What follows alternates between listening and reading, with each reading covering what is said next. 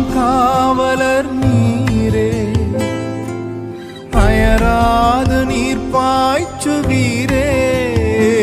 என்னை காப்பாற்றும் காவலர் நீரே, அயராது நீர் பாய்ச்சுவீரே.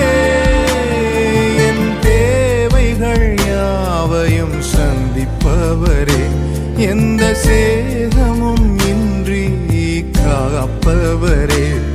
என் தேவைகள் யாவையும் சந்திப்பவரே, எந்த சேதமும் இன்றி காப்பவரே. நானும் அபிஷேக ஒலிவ மரம்,